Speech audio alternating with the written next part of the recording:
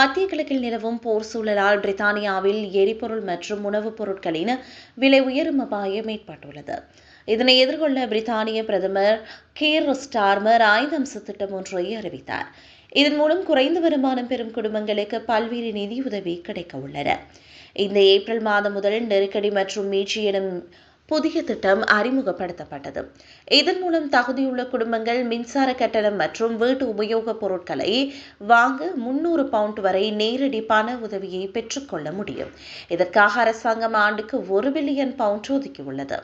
மக்களின் சுமையை குறைக்க எரிசக்தி விலை கட்டுப்பாடு மூலம் சராசரியாக ஒரு குடும்பத்திற்கு 117 பவுண்ட் வரை மின்சார கட்டணம் குறைக்கப்பட்டுள்ளது. அதேவேளை வெப்பமூட்டும் எண்ணெயை பயன்படுத்தும் 1.5 மில்லியன் குடும்பங்களுக்கு உதவ மேலதிகமாக 53 மில்லியன் பவுண்ட் நிதி ஒதுக்கப்பட்டுள்ளது. நலன்புரி உதவிகள் மற்றும் அரச ஓய்வூதியம் ஆகியவற்றிலும் குறிப்பிடத்தக்க உயர்வு ஏற்பட்டுள்ளது.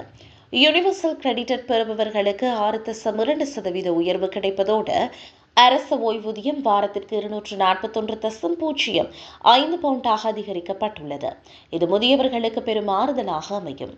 நீண்ட காலமாக பேசப்பட்டு வந்த 2 குழந்தைகளின் நலன்புரி கட்டுப்பாடு இந்த மாதம் முதல் நீக்கப்படுகிறது. இதன் மூலம் சுமார் 5,60,000 குடும்பங்கள் ஆண்டுக்கு சராசரியாக 5,310 பவுண்ட் மேலதிகமாக பெறும்.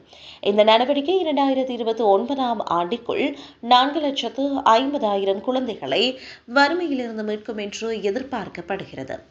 குறைந்தபட்ச ஊதிய உயர்வுடன் சேர்த்து மருந்து சீட்டு கட்டணங்கள் மற்றும் எரிபொருள் வரி ஆகியவையும் எதிர்வரும் செப்டம்பர் மாதம் வரை இடைநிறுத்தப்பட்டுள்ளன.